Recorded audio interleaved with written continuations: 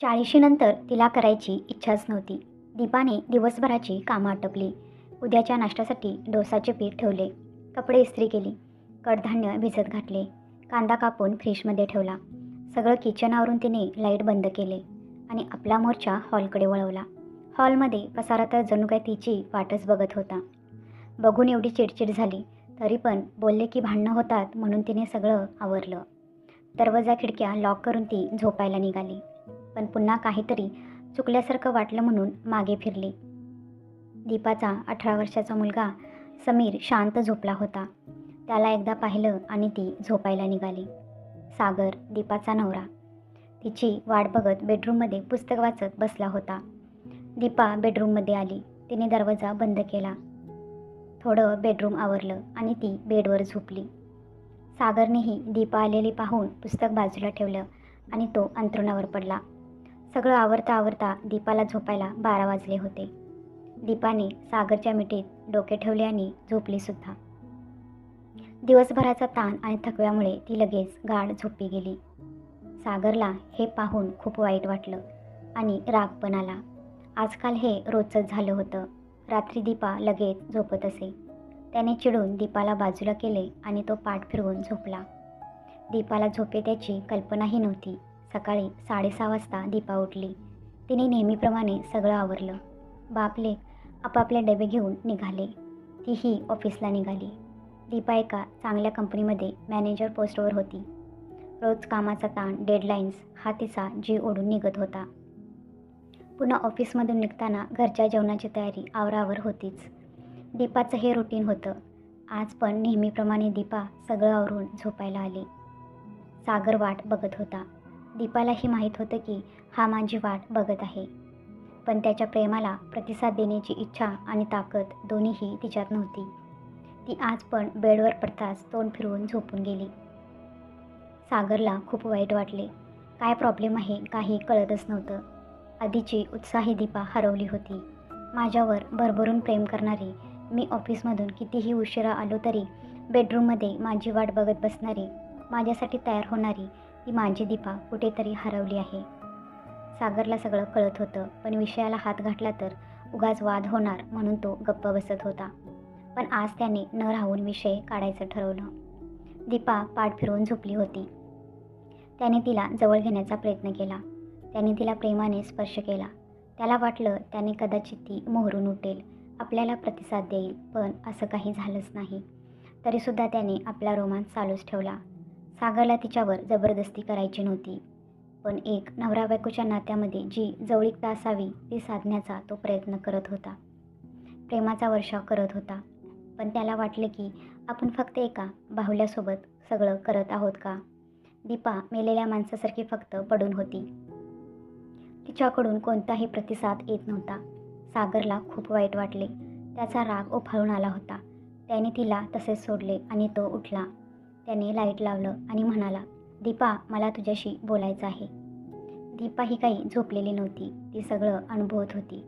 गेल्या 15-20 मिनटं सागरने केलेला प्रयत्न तिलाही कळत होता आणि ती त्याला प्रतिसाद देऊ शकत नाही हेही तिला कळत होतं. तिने टेबल लॅम्प लावला आणि तीही उठून बसली. तिला आज कळून चुकलं होतं, इतक्या दिवसापासून रोखून धरलेल्या सागरच्या सहनशक्तीचा बांध आज फुटणार होता. सागर हा शांत स्वभावाचा माणूस आहे, पण आपल्या बायकोकडून असणाऱ्या अपेक्षा पूर्ण व्हाव्यात अशी एकच अपेक्षा होती. तोही तिला काही कमी पडू देत नसे. वेळोवेळी त्याच प्रेमही बोलवून दाखवत असे. तिच्यासाठी गिफ्ट आणणं, 4 चौघात मान देणं, ठरलेले दिवस लक्षात ठेवणं असं सगळं करत होता. त्याने तिला ऑफिसमध्ये मुक्तपणे काम करता यावे यासाठी घरातही कामासाठी बाई ठेवली होती. तिला वेळ देण्यासाठी त्याने त्याच्या कामाचंही व्यवस्थित नियोजन केले होते. मग कुठे चूक झाली हा विचार करून वेळ लागायची पाळी आली होती सागरवर. खूप वेळ असाच शांततेत शेवटी न राहून दीपाने बोलायचे ठरवले. दीपा म्हणाली, सागर, मला नाही माहीत असं का होतं. मलाही तुझ्याबद्दल तेवढ्याच फिलिंग्स आहेत. माझं आजही तुझ्यावर तेवढंच प्रेम आहे, किंबहुना त्यापेक्षा अधिकच. पण मला माहीत नाही असं का होतं. कळतही नाही. मलाही वाटतं 4 चौघासारखं आपलंही आयुष्य सुखाचं असावं. मला ते वैवाहिक सुख तुला देता येत नाही. तू जवळ आलास की मला किळस वाटते. माझी चिडचिड होते. मग तुला वाईट वाटतं आणि मलाही. दीपा आता रडवलेल्या स्वरात बोलत होती. दीपा पुढे म्हणाली, कळते मला, मी सगळ्या सीमा पार केल्या आहेत, पण मला कळत नाही मी काय करू. मला पण त्रास होतोच आहे ना. तुला गमावण्याची एक अनामिक भीती माझ्या मनात ठाण मांडून बसली आहे. माझ्या या अशा वागण्यामुळे कदाचित मी तुला गमावून बसेल, पण माझ्याकडे काहीच त्याच्यावर सोल्युशन नाही. मला माहीत होतं हे असंच होणार, म्हणूनच मी झोपले होते. सागरला तिचा तो रडवलेला चेहरा आणि तिला होणारा त्रास बघून त्याला खूप वाईट वाटलं. त्याने स्वतःला थोडं शांत केलं. तो दीपाजवळ गेला. तिचा हात हातात घेऊन तिला म्हणाला, तू आधी शांत हो. तुला त्रास होतो का? ऑफिसचं काही टेन्शन आहे का?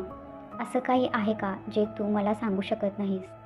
दीपा त्याच्याकडे फक्त बघत होती, कारण त्याच्या प्रश्नांची उत्तरं तिच्याकडे नव्हती. तरी पण ती हुंदका गिळत म्हणाली, नाही रे, ऑफिसला टेन्शन नेहमीच असतं, त्यामुळे असं कधी होईल मला नाही वाटत. आणि त्रास म्हणशील तर मला माहीत नाही काय होतं. काहीच कळत नाही. मला नक्की काय होतं तेच माहीत नाही, त्यामुळे तुला तरी काय सांगू. आता ह्या सगळ्याचाच मला कंटाळा यायला लागला आहे. पण माझ्या मनात नाही असं नाही आहे. मला करताना नाही आवडत. माझी इच्छा असते सागर. दीपा समजावण्याच्या स्वरात बोलत होती. सागरकडे पण याचं काही उत्तर नव्हतं. सागर दीपाला म्हणाला, जाऊ दे, सॉरी दीपा, तू झोप. उगाच माझी चिडचिड झाली. आपण सकाळी यावर सविस्तर बोलू. मीही सुट्टी काढतो, तूही सुट्टी काढ. यावर काहीतरी उपाय काढणं गरजेचं आहे, कारण तुझी झालेली अशी घुसमट मलाही बघवत नाही. दीपाचे डोळे भरून आले होते. आपल्याला काही झालं तर नसेल ना, असं का होते याचं उत्तर तिलाही हवं होतं. दीपा सागरला म्हणाली, ठीक आहे, मी टाकते सुट्टी. बघू आपण काय ते, कारण मलाही हा चांगला चाललेला संसार आता गमवायचा नाही. आणि आपल्या या भांडणाचा समीरवर परिणाम झाला तर ते आपल्याला खूप घातक ठरू शकतं. सागरलाही तिचं म्हणणं पटलं होतं. त्यानेही लाईट ऑफ केले आणि दोघेही झोपले. दीपा नेहमीप्रमाणे उठली. तिनं सगळं आवरलं आणि आज ऑफिसला जायचं नसल्यामुळे फक्त समीरच्या डब्याची तयारी केली. समीर कॉलेजसाठी निघाला. समीर गेल्यावर दीपा आणि सागरने बोलायचं ठरवलं, कारण त्याच्यासमोर हे विषय काढून दोघांनाही ऑकवर्ड फील होणार होतं. समीर गेल्याबरोबर सागर दीपाला म्हणाला, दीपा तयार हो, आपण एका गायनाकोलॉजिस्टकडे जाणार आहोत. दीपाला कळलेच नाही की असं हा का म्हणतोय. गायनाकोलॉजिस्टकडं आणि आत्ता दीपाच्या चेहऱ्यावरचे प्रश्नचिन्ह सागरने ओळखले. सागर म्हणाला, काही काळजी करू नको, माझा मित्र एक गायनाकोलॉजिस्ट आहे, आपण त्याच्याकडे जाऊ. मी त्याच्याशी हा प्रॉब्लेम सगळा डिस्कस केला आहे. त्याने मला येऊन भेटायला सांगितले. तुलाही सोबत आणायला सांगितलं आहे. कदाचित यावर काही उपाय निघेल. दीपा अजूनही संभ्रमात होती, पण हे कुठेतरी थांबायला हवं, म्हणून दीपाही तयार झाली. सागरनेही आवरले आणि ते दोघेही निघाले. साधारण 1 तासाने ते क्लिनिकला पोहोचले. घराजवळ जाता आलं असतं, पण दीपा किती मोकळेपणाने बोलू शकेल काय माहीत, म्हणून सागरने मित्राकडे जायचं ठरवलं. 2-4 पेशंटनंतर दीपा आणि सागर आतमध्ये गेले. प्रशस्त असे नावाजलेले डॉक्टरचे क्लिनिक होतं. पेशंटची पण वर्दळ होतीच. दीपा आणि सागरला पाहून डॉक्टरने स्मित हास्य केलं. डॉक्टरना पाहून सागर उत्साहात म्हणाला, हॅलो मित्रा, कसा आहेस? खूप दिवसांनी भेटलाय. डॉक्टर म्हणाले, मी मस्त, काम चालू आहे, तू बोल, कसा आहेस? ही माझी वाईफ दीपा. आणि दीपा हा निखिल, सागर म्हणाला. डॉक्टर म्हणाले, हॅलो दीपा, बसा, बोला, मग काय होतंय? सागर आणि दीपा चेअरवर बसले. दीपाला खूप टेन्शन आलं होतं आणि ते तिच्या चेहऱ्यावर स्पष्ट दिसत होतं. निखिलने पाण्याचा ग्लास पुढे करत दीपाला म्हणाला, निश्चिंत होऊन बोल, मी पेशाने गायनाकोलॉजिस्ट आहे, पण सागरचा मित्र आहे, म्हणून ऑकवर्ड वाटून घेऊ नकोस. घाबरू तर अजिबात नकोस. तुझ्या बोलण्याचा मी एक डॉक्टर आणि पेशंट याच नात्याने विचार करेन, बाकी काही नाही. मला तशी थोडी माहिती दिली आहे सागरने, पण तू सांगितलं तर उत्तमच. दीपाने स्वतःला सावरले. कपाळावर हात फिरवून तिने निखिलकडे पाहिले आणि म्हणाली, डॉक्टर, मला काही समजत नाही, असं का होतं? मला कधीही संवेदना होत नाहीत, उत्तेजन तर दूरच. त्यामुळे हा फार चिडचिड करतो. आता तर आमचं भांडणही झालं काल. मला एक मुलगा आहे, पण आमच्या भांडणामुळे त्याच्यावर परिणाम होऊ नये इतकंच मला वाटतंय. तुमच्याकडे यावर काही उपचार असल्यास सांगा. डॉक्टरांनी तिच्याकडे पाहिले. दीपा अजूनही ओपन अप होऊन बोलत नव्हती. त्याने थोडं उघड बोलण्याचं ठरवलं. डॉक्टर म्हणाले, सागर आणि दीपा, माझं बोलणं दोघेही नीट ऐका. वैवाहिक समस्यांचं मूळ असलेलं लैंगिक समस्या एकसारखी वाटत असली तरी प्रत्येक केसमधील निदान वेगवेगळे आहेत. काही केसेसमध्ये स्त्रीला संबंधाची इच्छा होत नाही. स्त्रियांना लैंगिक बाबतीत रुची नसते. त्यामुळे विवाहानंतर लग्न टिकवण्यासाठी रोजचा एक उपक्रम या नजरेने त्या शारीरिक संबंधाकडे बघतात. लग्नानंतर नवऱ्याचं सुख व अपत्यप्राप्ती दोनच उद्दिष्टे शारीरिक संबंधांच्या बाबतीत त्यांच्या मनात असतात. आपलं शरीर दोन कार्यासाठी उपयोगात आणणं हाच त्यांच्या शारीरिक संबंधांच्या बाबतीत प्रमुख हेतू असतो. या उलट कामतृप्तीचा अभाव या समस्येमध्ये स्त्रीला लैंगिक इच्छा असं शारीरिक संबंधात रुचीही असते, पण या संबंधामुळे मिळणारे समाधान किंवा तृप्ती त्यात नसते. कामतृप्ती होत नसल्याने बऱ्याच स्त्रियांची लैंगिक संबंधामधील रुची कमी होते. या दोन्ही समस्यांचे मूळ मानसिकतेत आहे. अजूनही आपल्या समाजात स्त्रियांना लहानपणापासूनच फार जपलं जाते. या अतिकाळजीमुळे लैंगिक संबंध हे फार वाईट असतात असा समज तयार होतो. त्यामुळे संबंधाबद्दल रुची नष्ट होते किंवा बऱ्याच वेळा मनात एक भीती तयार होते. लग्नानंतर अनिवार्य म्हणून या स्त्रिया शारीरिक संबंधात भाग घेतात आणि यालाच फ्रिजिडिटी म्हणतात. या समस्येप्रमाणेच काही स्त्रियांना लहानपणापासूनच स्वतःला या सर्व गोष्टीपासून अलिप्त ठेवण्याच्या मानसिकतेमुळे कामतृप्तीचा अभाव निर्माण होतो. त्यांचा या गोष्टीकडे बघण्याचा दृष्टिकोन वेगळा होतो. या समस्येप्रमाणेच लैंगिक इच्छेची कमी असणं ही पण एक समस्या स्त्रियांमध्ये आढळते. ही पण समस्या मानसिक स्वरूपाचीच आहे. तर मला असं फक्त दीपा तुझ्या एका वाक्यावरून काही नाही कळणार. तुम्हाला नेमका काय त्रास होतो ते अगदी मन मोकळे होऊन सांगा, घाबरू नका.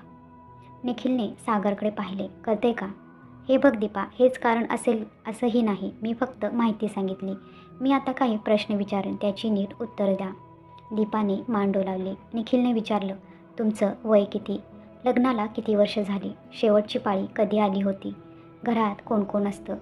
त्रास कसला होतोय का? पोटात दुखणं, चक्कर येणे, थकवा?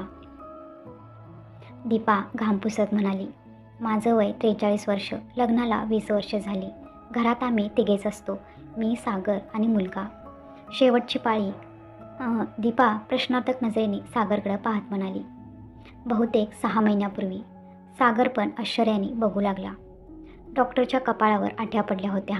त्याने दीपाकडे बघितले आणि म्हणाला, नक्की 6 महिने? आणि सागर, तुला याबाबत काहीच माहिती नाही? यालाच मेनोपॉज म्हणतात, म्हणजेच रजो निवृत्ती. अरे सुशिक्षित, तुम्ही याकडे दुर्लक्ष कसं केलं? निखिलचा प्रश्न योग्य होता. सागरलाही मेनोपॉज म्हणजे काय माहीत होतं, पण आपल्या बायकोची ती स्टेज यावी आणि आपल्याला माहीत नसावं याचं वाईट वाटत होतं त्याला. दीपा आणि सागर एकमेकाकडे बघत होते. दीपा म्हणाली, हो, बहुतेक मेनोपॉजच असेल. या रोजच्या धावपळीत पाळी आली का नाही ही शंका माझ्या मनात आलीच नाही. काही वर्षापूर्वी आम्ही फॅमिली प्लॅनिंगचं ऑपरेशन केलं होतं. मग त्यानंतर पाळी चुकेल आणि प्रेग्नन्सी याचं मी टेन्शन घेणं सोडून दिलं होतं. सागरही मध्ये म्हणाला, आणि मी पण.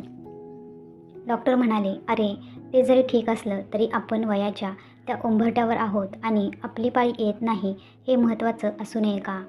मग आता मला सांगा, अजून तुम्हाला काय काय त्रास होत आहे?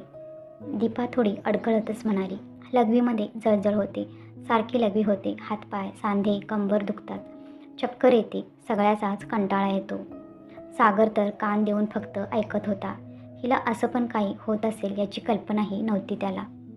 निखिल म्हणाला, यस, यालाच मेनोपॉज किंवा रजोनिवृत्ती म्हणतात. नॉर्मल आहे हे. मेनोपॉज ही स्त्रियांच्या आयुष्यातील एक अतिशय महत्त्वाचं पर्व आहे. या काळात वय वाढत असण्याची जाणीव, मोठी झालेली व त्यामुळे आईकडे दुर्लक्ष करणारी किंवा बाहेरगावी शिक्षणासाठी गेलेली मुलं, वाढलेल्या व्यापात गर्क असणारा नवरा व सर्वात महत्त्वाचे म्हणजे मेनोपॉज व यामुळे होणारा शरीरातील हार्मोन्सचा बदल, या सगळ्या गोष्टींचा परिणाम स्त्रीवर होत असतो. घाबरून जाण्याचे कारण नाही, पण स्वतःकडे लक्ष पण द्यायला हवे की नको? या वयातील स्त्रिया घरात इतक्या बिझी असतात की स्वतःकडे लक्ष द्यायला वेळच नसतो त्यांच्याकडे.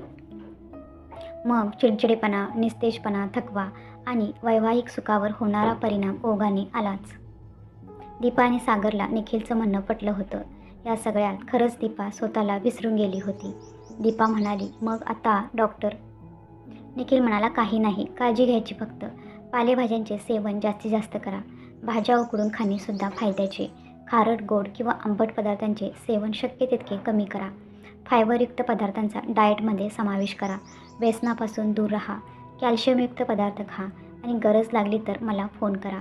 कोणतंही औषध मला न विचारता घेऊ नका, इतकंच. दीपाला आता हे सगळं ऐकून थोडं हायसं वाटलं. इतक्या दिवसापासून मनावरचं दडपण कमी झालं होतं आणि दोघांच्या शंकेचंही निरसन झालं होतं. दीपानं तरी पण न राहून पुन्हा एकदा निखिलला विचारलं, म्हणजे मला काहीही झालेलं नाही, मी नॉर्मल आहे तर? निखिल हसतच म्हणाला, हो नक्कीच, आणि पुन्हा काही त्रास झालाच तर कधीही क्लिनिकमध्ये या, मग बघू आपण. सागरच्या पण चेहऱ्यावरचे हास्य परत आले होते. सागर म्हणाला, थँक्यू मित्रा, आता थोडं रिलॅक्स वाटत आहे. निखिल म्हणाला, no need, it's my pleasure, पण तू तुला समजून घे. तुझी सोबत तिला या फेजमधून बाहेर निघायला मदत करेल. बाकी या बायकांना तर खूप व्याप असतात रे, म्हणून आपण तरी समजून घेतलं पाहिजे ना. रोज ऑफिसमधून घरी जाऊन सोफ्यावर बसून टी व्ही बघण्यापेक्षा एक फेरफटका आपणही किचनमध्ये टाकावा की, थोडी घरकामात मदत करावी. सागरला निखिलचं म्हणणं पटलं होतं. येस बॉस, पुन्हा भेटू. निखिल आणि सागरने शेक हँड केले आणि दीपानेही आभार मानले. दोघेही पॉझिटिव्हिटी घेऊन क्लिनिकच्या बाहेर पडले. ही कथा कशी वाटली कमेंट करून नक्की सांगा. कथा आवडली असेल तर लाईक करा, शेअर करा आणि हो, चॅनलला सबस्क्राईब करायला विसरू नका.